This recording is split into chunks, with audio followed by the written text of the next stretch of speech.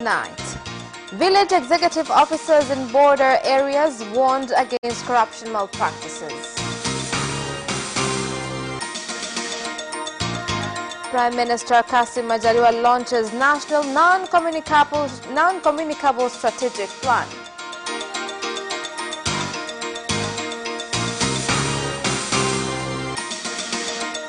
And in sports, TFF calls on Tanzanians to support Taifa Stars when it plays against Equatorial Guinea tomorrow.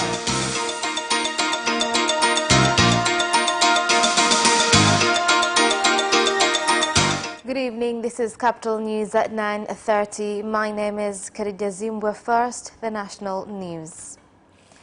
Commissioner General of the Immigration Department, Dr. Anna Makakala, has warned government executives at villages near border areas who are soliciting bribes from Tanzanians after alleging they are illegal immigrants, particularly those who are in the process of getting national identification cards. Commissioner General Dr. Makakala gave the warning after meeting with residents from Bugando village at Kakonyo ward in Misenyi district, Kagera region. I ask you to cooperate. When you are questioned and told you're not a Tanzanian national and asked for a bribe, do not stay silent. Whether you're a citizen or a foreigner, you have rights. You must report it to other authorities so that they can help you. We moved here in 2003. But every few years, one is caught. When will we be citizens? Prime Minister Kassim Majaliwa has said increase of non-communicable diseases has become a threat in the country, with costs of medical treatment estimates amounting to 75% of the Ministry of Health's budget. Prime Minister Kassim Majaliwa made this statement in Dodoma when launching the National Strategic Plan against non-communicable diseases in the country. Makadirio yanaonyesha kuwa gharama za huduma kwa wagonjwa. Estimates show that service costs for patients and especially for non-communicable diseases will reach 70% of the entire health budget in the country. Diabetes alone will cost $465 billion, which is 11% of the whole health budget. In 2016, we had 3.4 million people who received services. In 2018, the number increased to 4.2 million people, which is by 24%.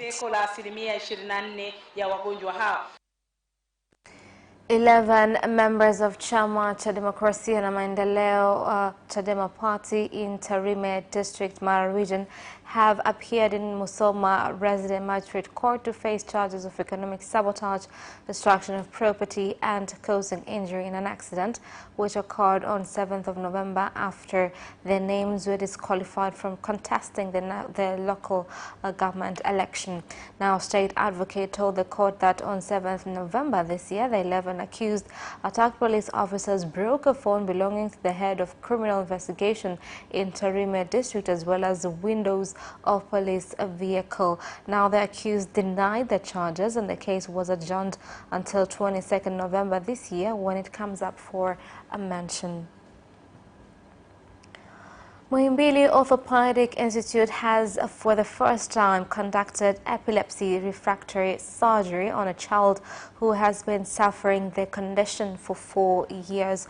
Neurosurgeon from Canada, Evans Lewis, who participated in the operation, said that it normally takes 2 hours to conduct such an operation, but it took 3 hours to operate the child, as it was a learning process for the local surgeons.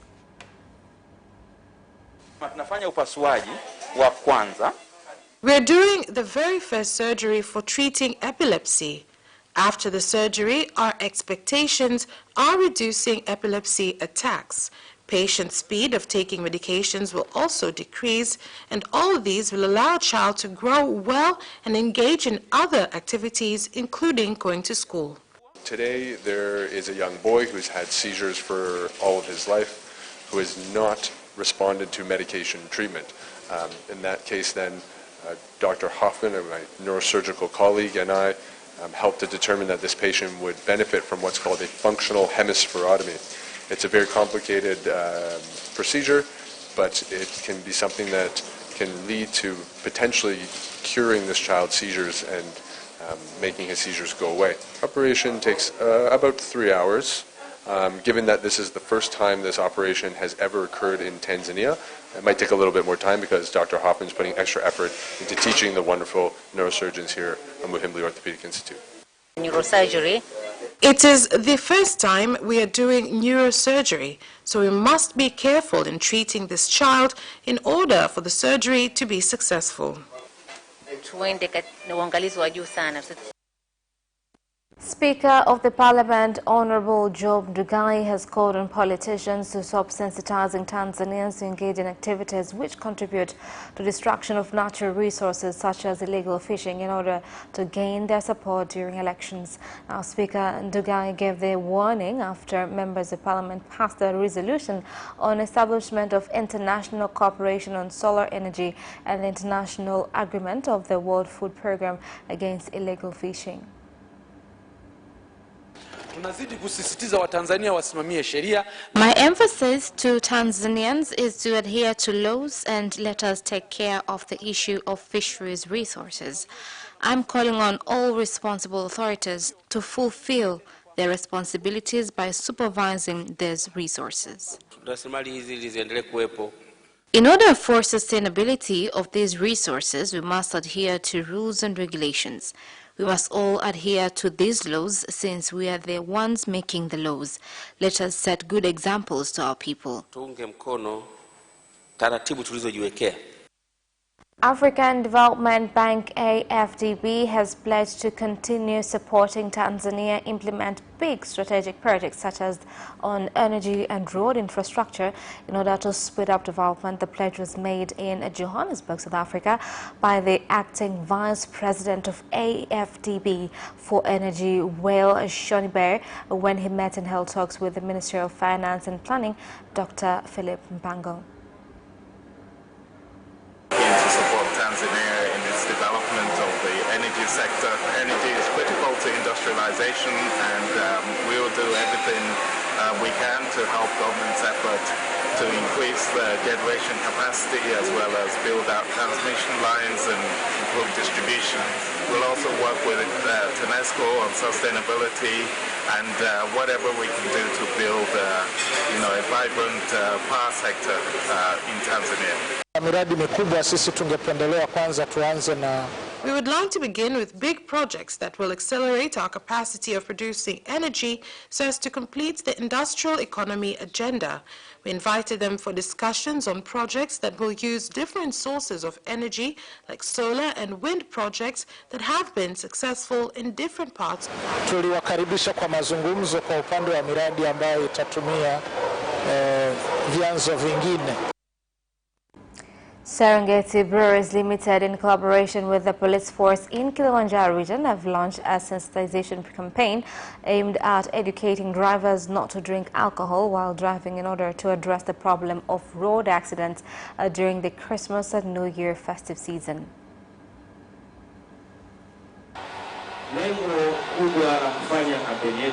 The aim of this campaign is to engage with one another, especially now when we are approaching end of the year, where security is very important. So we are here to remind drivers that it is not right to drive a vehicle when one is under the influence.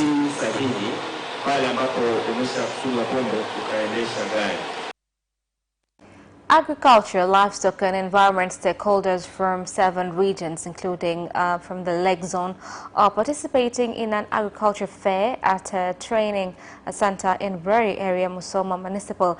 They say that many face challenges of environment destruction and climate change.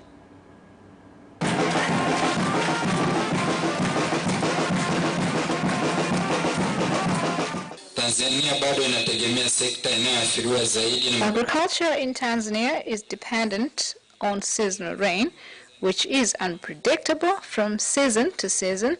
This affects food production, reducing harvest. From season to season, drought, diseases, flooding are the results of climate change. Tunahitaji kubadilika.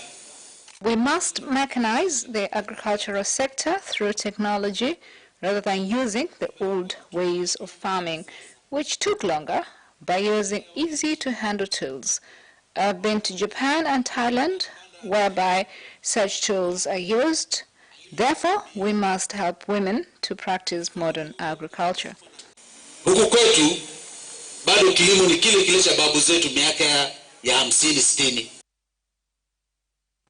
And that is the end of national news. International news follows up next.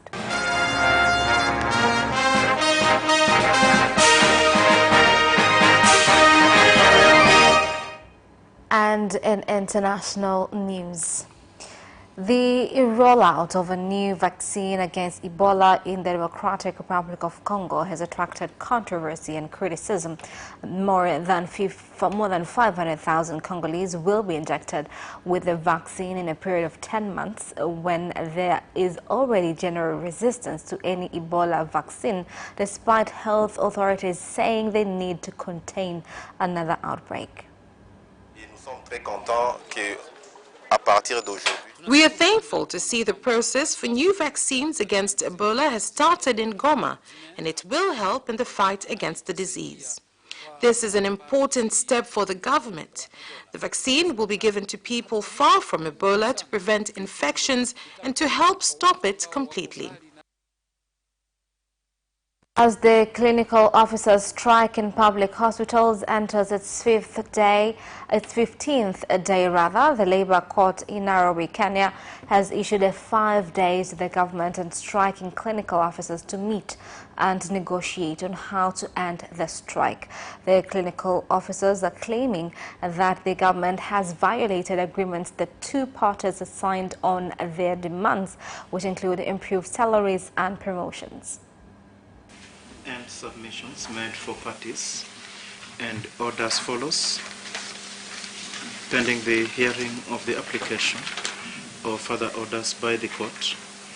The parties to continue with the conciliation proceedings scheduled for 15th November 2019 towards amicable resolution of the dispute in accordance with the respective reconciliation agreements and provisions of the Labour Relations Act 2007, respondents and interested parties at liberty to file and serve replying affidavits and answer. That our honorable judge has told the court today. So as we wait for our senior counsel to come and tell us the nitty-gritty on what was discussed there at the court, we want to tell our members that the strike is still on, and we are not relenting. And the strike is legal, protected. And we were telling the government and the Council of Governors through the county government that our strike was legal and protected. So those letters that were being issued by the so-called chief officers. And the government of Uganda has banned 10,397 non-governmental organizations and directed them to immediately close down their activities. The move comes after an inspection operation and re-registration of non-governmental organizations in the country.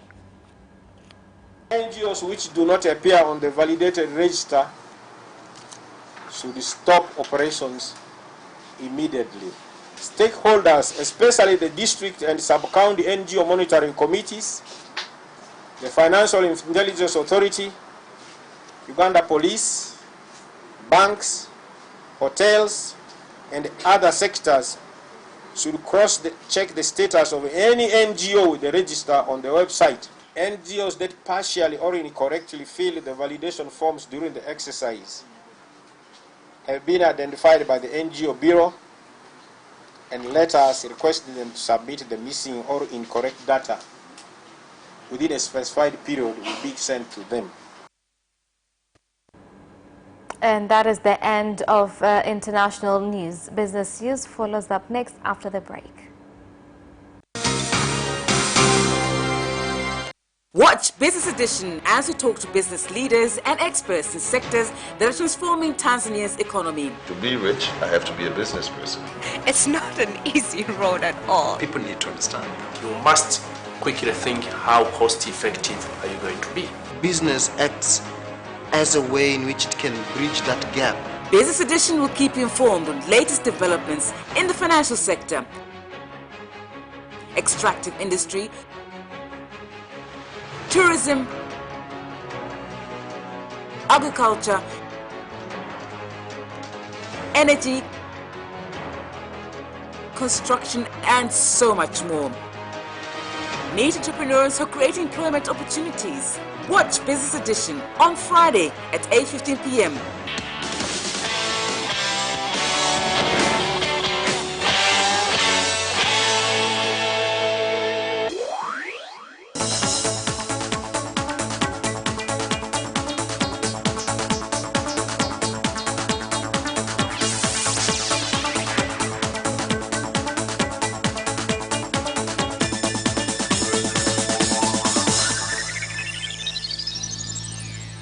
Welcome back, and in business news tonight. The government has registered 1,174 new investment projects worth $15 billion and $756 million due to improved policies, decline in corruption malpractices and bureaucracy in government institutions. This was revealed in Dar es Salaam by the Executive Director of Tanzania Investment Center, TIC, Godfrey Mwambe, when talking about achievements TIC has made in the past 4 years in the country under the leadership of President Dr. John Magufuli. Na hii ni miradi mipya, haijumuishi ile ya nyuma. They're new projects that do not include the previous ones and are not related. Just because last year you got 200, it does not mean that next year you must get 270.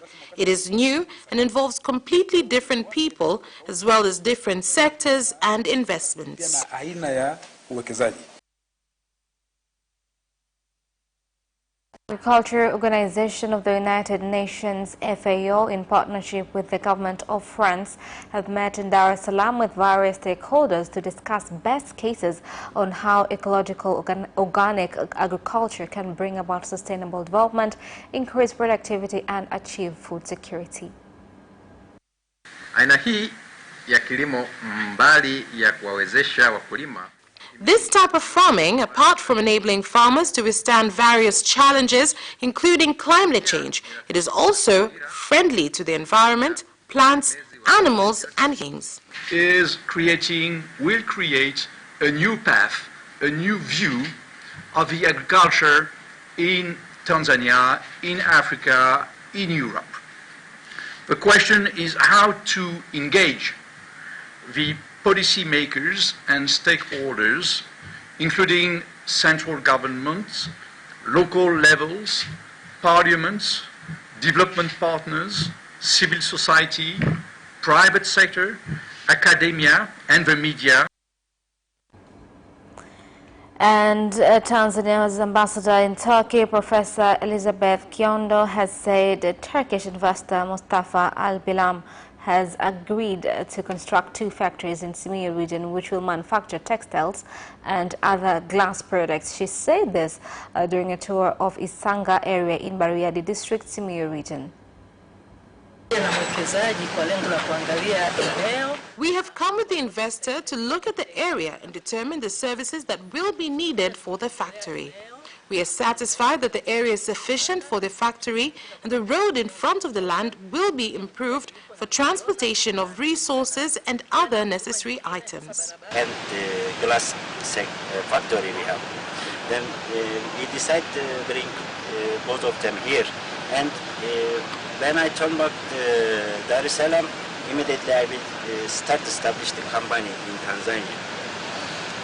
After that, I hope I will come back again Simiyu for land process. Then we will see, we will try our best. And that is the end of business news. Sports news follows us shortly.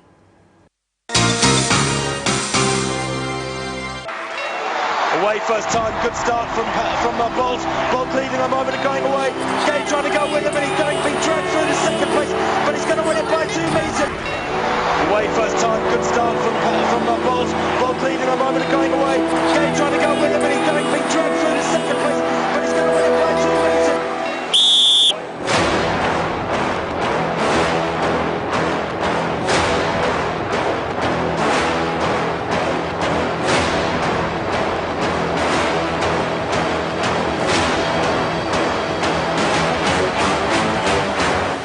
position, Joaquinho. He did lose to Lim.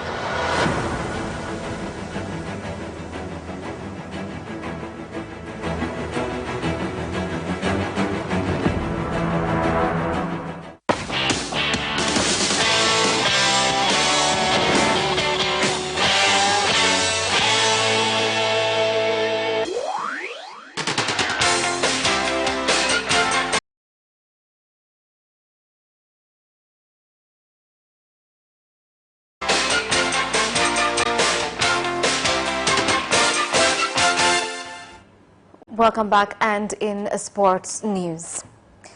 Tanzania Football Federation Secretary General Wilfred Kidau has urged Tanzanians to support the national team as it faces Equatorial Guinea tomorrow at the National Stadium in Dar es Salaam. Na naamini tumekuwa tuna umoja mkubwa kwenye nchi hii.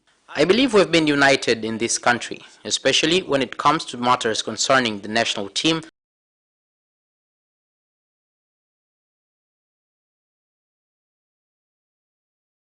To the national team players. They say they are ready for the match. They are well prepared and they have pledged to work hard in tomorrow's game and give us good results. The Taekwondo International Federation FICU has handed 3 tables to the Olympic Africa Centers in Dole, Zanzibar and Kibaha, with 1 table being provided to the National Olympic Committee with the aim of introducing and developing the new sport in the country. And I'm very grateful to be here today on behalf of the recognition of ANOCA. Olympic Committee of Africa, which we have joined a program together to develop sports in Africa and Olympic Africa Centers. It's a national development program, and this is the first project together to highlight our efforts which we're doing towards Africa and towards the sport. We thank everybody for the good hosting, the good organization, which is very professional, and we're going to be also in Zanzibar in the Olympic Africa Center. Zlatan Ibrahimovic will bring his 2-year spell in the United States to a close in January after announcing that he will leave La Galaxy when his contract expires on December 31st. Here's the story.